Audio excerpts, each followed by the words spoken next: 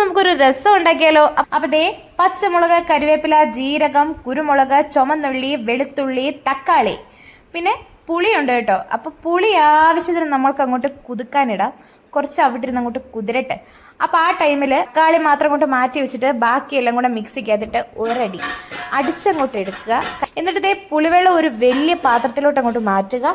അതിനകത്തോട്ട് ദേ നമ്മൾ അരച്ച് വെച്ച ആ രസക്കൂട്ട് നമുക്ക് അങ്ങോട്ട് തട്ടാം. എന്നിട്ട് ദേ തക്കാളി, പിന്നെ കറിവേപ്പില, ദേ മുളക് പൊടി, കുറച്ച് മഞ്ഞപ്പൊടി ഇട്ടിട്ടുണ്ട് കേട്ടോ. മഞ്ഞപ്പൊടി, ഉപ്പ്, കായപ്പൊടി, ഇതെല്ലാം കൂടെ കഴിഞ്ഞ് അങ്ങോട്ട് ഇളക്കുക.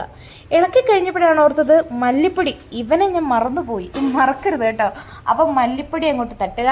എന്നിട്ട് ദേ നല്ല വെളിച്ചെണ്ണ അങ്ങോട്ട് ഒഴിച്ചെടുക്കുക. ചൂടായ ചീനച്ചട്ടിക്കകത്തോട്ട് കടുകിടുക. ആ രസത്തിൻ്റെ ആ ഒരു വെള്ളം ഉണ്ടല്ലോ അതങ്ങോട്ട് തട്ടുക. കഴിഞ്ഞു, പരിപാടി കഴിഞ്ഞു. ഇനി അതങ്ങോട്ട് കുറച്ച് നേരം അങ്ങോട്ട് തിളപ്പിച്ചെടുക്കുക. അത്രയേ ഉള്ളൂ കേട്ടോ. അപ്പോൾ ഇതുപോലെ ട്രൈ ചെയ്യാത്തവരുണ്ടെങ്കിൽ ഒന്ന് ട്രൈ ചെയ്തിട്ട് ഫീഡ്ബാക്ക് അറിയിക്കുക. അപ്പോൾ പുതിയൊരു വീഡിയോ ആയിട്ട് കാണുന്നത് എല്ലാവർക്കും ബൈ.